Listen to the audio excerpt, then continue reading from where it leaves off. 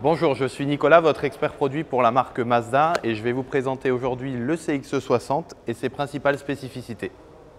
Pour ouvrir le Mazda CX-60, vous avez deux solutions. La première étant évidemment de le faire avec la clé. La deuxième, vous aurez juste à passer la main dans la poignée, ouvrir et lorsque vous refermerez, vous pourrez le faire juste en appuyant à nouveau sur la poignée. Vous pouvez aussi le faire avec la clé, comme ceci pour l'ouverture. Et comme ceci pour la fermeture. Comme il s'agit d'un véhicule hybride rechargeable, vous avez évidemment deux trappes, une de chaque côté, une côté conducteur qui va être la trappe pour l'essence et une côté passager qui va être pour l'électrique. Pour l'ouvrir, vous devez impérativement ouvrir d'abord le véhicule et faire une pression sur la trappe directement. Une fois la trappe ouverte, vous retirez le capuchon que vous positionnez ici et vous venez vous brancher directement là. Vous avez ensuite un petit point clignotant vert qui indiquera que la charge est en cours. Lorsque la charge sera terminée, le clignotant se fixera en vert et ensuite s'éteindra et vous pourrez alors rester branché sans aucun problème. Pour ouvrir le coffre, vous avez trois possibilités. De la manière classique, avec la main directement, avec la télécommande en appuyant quelques secondes sur le bouton ou enfin avec le pied, comme ceci. Pour démarrer le véhicule, il vous suffira d'appuyer avec votre pied droit sur le frein, puis d'appuyer sur le bouton Power avec le doigt.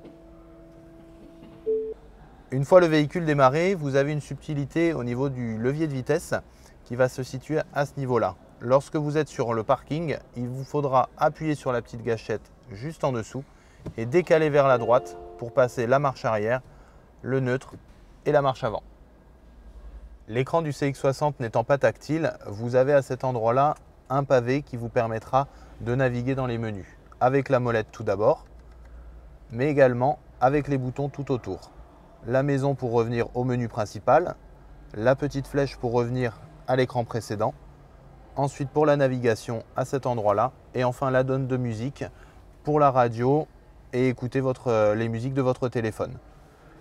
En parlant de musique, vous avez également bien sûr la molette pour le son et le bouton de l'étoile vous permettra d'accéder à vos favoris et de mettre vos radios également favorites en mémoire. Sur l'écran principal de votre véhicule, vous aurez accès à tous les menus, parmi lesquels vous pourrez naviguer avec la molette dont on a parlé tout à l'heure, notamment la partie divertissement qui vous permettra d'écouter vos radios favorites, mais également les musiques de votre téléphone. En dessous, nous trouverons la partie communication pour pouvoir vous connecter via l'Apple CarPlay ou via Android Auto selon le modèle de votre téléphone. La partie navigation vous permettra d'accéder évidemment au GPS et enfin les réglages pour paramétrer l'ensemble des fonctions de votre véhicule. À côté du levier de vitesse, on retrouve quatre fonctions importantes sur le véhicule, à savoir l'utilisation de la caméra de recul à n'importe quel moment et même caméra à 360 degrés. L'utilisation du contrôle de descente en mode 4x4, très utile dans certaines situations.